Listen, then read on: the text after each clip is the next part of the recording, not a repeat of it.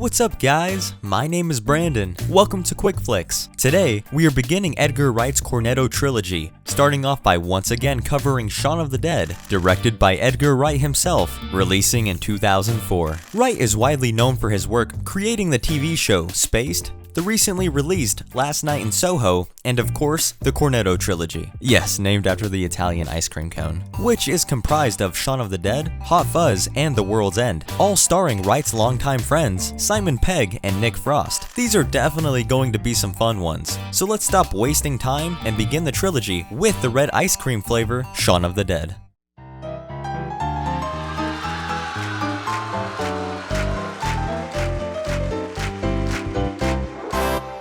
The movie opens up with the original track from Romero's Dawn of the Dead, which leads into our main protagonist, 29-year-old Shaun, sitting at the Winchester pub with his girlfriend Liz, played by Kate Ashfield. They have a conversation about his intrusive flatmate, Ed. We learn that Shaun is stuck in a bit of a rut, desiring to spend all of his time at the Winchester, but Liz wants to get out there and live a little. However, with Ed being a magnet to him, thus making Liz bring her friends David and Diane along, it makes it a bit tough to spend quality alone time together. Shaun promises things will change by booking a date at the place that does the fish restaurant the next day. The next morning, Shaun gets ready for work, where we learn about some tension at home. Their third flatmate, Pete, the responsible adult of the household, is sick of Ed's laziness and being a darn couch potato. They agree to have a chat with the lazy Ed, and very obviously, you can tell him and Pete don't get along. Shaun pleads him to listen to Pete, Ed giving him a heartfelt apology. I'm sorry, Shaun. Oh! Oh my god, that's rotten! Shaun then heading out for the day. He does his routine walk through the neighborhood, where we get subtle clues that something wrong is going on in the world. He passes a radio with a broadcast about a satellite in space, unexpectedly returning to Earth, which is another reference to Romero's 1968 Night of the Living Dead, that being a similar reason as to why the undead came back. He notices some newspapers with horrible headlines, a random woman fainting on the sidewalk, and an increase in breaking news channels while at work. Fun fact, his workplace is actually called 4E Electric, which is a reference to Ken 4E, a main character in Romero's 1978 Dawn of the Dead. While at work, Shaun is visited by his stepdad Philip, who reminds him of his bi-monthly visit with his mom coming up. He grabs some flowers in preparation, where he sees a crazy man trying to attack birds, and then heads home on the bus, finding the passengers on the ride a bit sickly. On the way home, he comes across his ex-girlfriend Yvonne, and they catch up. She eventually asks about Liz. It reminds him of their supposed-to-be date later that night, and realizes he forgot to make reservations. Quickly getting home after the realization, Shaun attempts to book the date, but just missing out on the last available table, he has to break the news to Liz that he forgot. But it's alright, he has a great backup idea. The Winchester? Liz immediately rejects and hangs up. Trying to save his relationship, he quickly heads over to Liz's, trying to smooth things over, but as you would expect, she isn't having it, as it's the last straw after a long list of failed promises. It definitely doesn't help that Shaun doesn't have the best relationship with Liz's flatmates, David and Diane. After Liz's blow up, they have a sit down to discuss their relationship, but Shaun further proves that he doesn't understand her, and she officially breaks up with him. Feeling bad for his homie, Ed takes Shaun out for a few drinks at the Winchester, and tries making him have a laugh or two with his monkey impersonation, which was actually improvised by Nick Frost. After Ed gives Shaun a description of the other pubgoers around them, These are rich, interesting characters. Coccicidal maniac. they head on out, unknowing of a zombie girl eating her presumed boyfriend's head right off behind them, and another random singing zombie.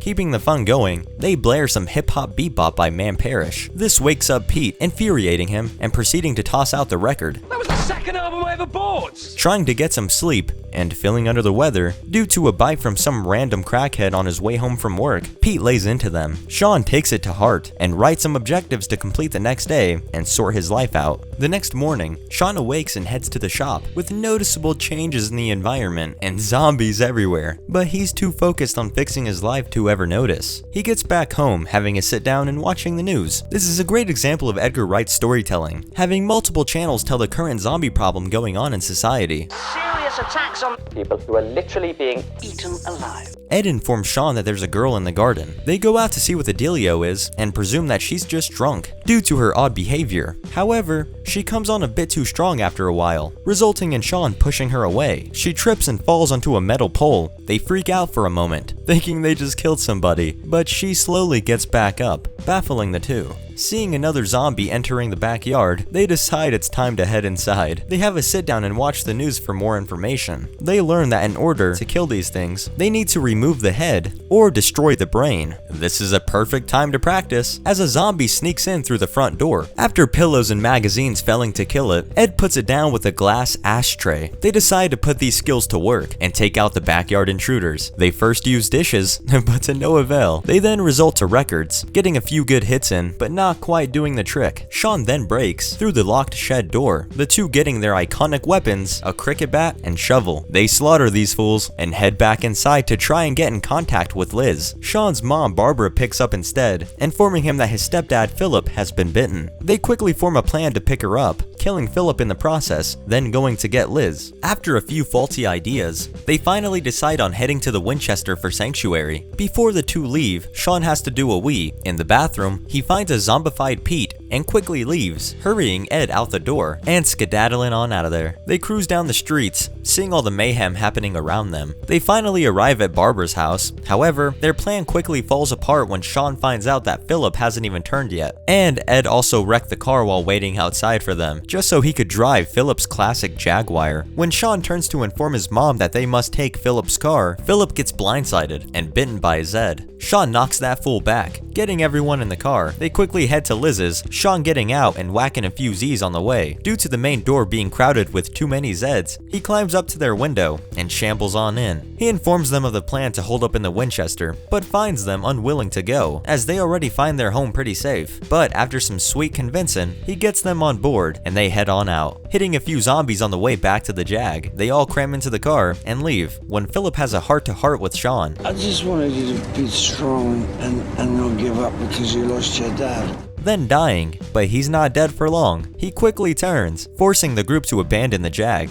Being surrounded by the undead, Shaun quickly forms a plan to navigate through backyards in order to get to the Winchester. On their journey, they run into Yvonne and her group of friends, who appear a bit too similar to Shaun's group. She doesn't really like their Winchester plan, but supports them anyway, and carry on. However, they run into a bit of trouble later on. A faulty fence severely hurting Shaun, and a big boy attacking him and Barbara. Diane throws him a pole, which he uses to stab against the tree. Being in the last backyard, nearest to the street, Shaun takes a peek to see that the coast is in fact not clear. Not even close, actually. They form a plan to act like zombies, Diane leading the charge. After some practice, they hit the streets and make it to the front doors of the Winchester. But after a locked door and Ed taking a phone call, 2 seconds.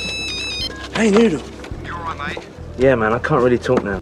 they get caught by the Zeds. David tosses a trash can through the window, but Shaun informs him it's too dangerous, and the zombies will just follow them in, so he distracts them, leading them away from the building. You know, I always wondered how these zombies kill anyone if you can just run through them like that. Anyway, later on, while the group is waiting for Shaun to return, David assumes he left them for dead, and suggests that he take over as leader. The group, being disgusted, argues with him, saying Shaun would never do that. David throws a little temper tantrum, Shaun showing back up, and silencing the entire debate. They sit around for a while, eating pig snacks in the dark, when Shaun turns the power on via the generator in the back, after seeing the streetlights come back on. This prompts Ed to do Ed things, and plays his favorite game, Ooh Aw Dracula, which creates a very loud noise, alerting all of the nearby Zeds and giving them their location. One happens to be inside, however, this being the owner of the Winchester, John. The jukebox randomly turns on, playing Don't Stop Me Now by Queen. While David goes to try and turn it off, the group takes on John with pool sticks, a fire extinguisher, darts, all before using the Winchester rifle from behind the bar to force the zombified John's head into the jukebox, killing him and the music. The armada of zombies finally start breaking in, forcing Shaun to use the Winchester rifle to defend themselves. After missing literally every bullet, Come on, Charles.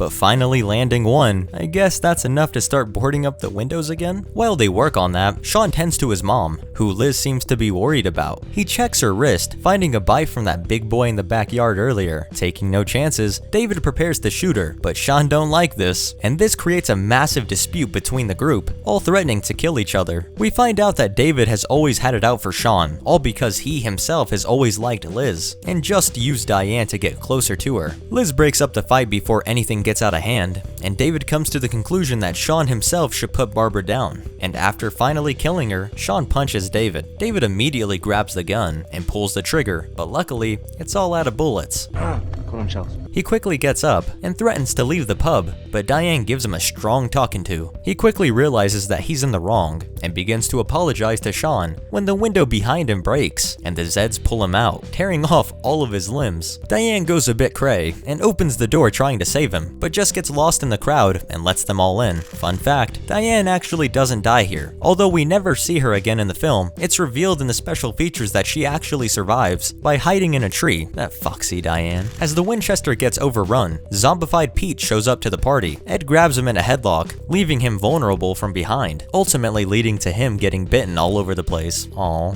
sad. As breathing room becomes more scarce, the group makes it behind the bar. Ed informs them that there's a cellar right below them, which they end up climbing into. With all hope lost, as the elevator to the street doesn't seem to work, Shaun and Liz plan to end it all with their last 2 bullets. As they smoke a cig before the big execution, they see the control panel with the light from the flame. They immediately realize they can get on out of there, but Ed decides to stay behind, rather than slowing him down. Shaun and Ed have a heartfelt goodbye.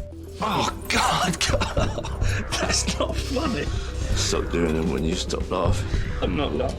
Shaun and Liz then heading off. They ride that bad boy up to the street and get ready to slay out when the military shows up and mows these fools down. Yvonne is actually with them, taking 2 twin Zeds out with a golf club and helping the 2 to safety. They walk off happy and holding hands. Aw, cute. 6 months later, the world learned to cope with zombies, even using them for entertainment purposes. We see Shaun and Liz officially back together and even living together now. While Liz goes to make them a cup of tea, Shaun steps out into the garden for 2 seconds, playing video games with his zombified best friend, locked up in the shed, happily ever after, and the screen fades to black. Let me know what you guys thought of Shaun of the Dead. Did you like it? Stay tuned for the next film in the Cornetto trilogy, Hot Fuzz, which is a fun comedic spin of action films. Anyway, thank you guys for watching. Have a superb day, and I'll catch you in the next one.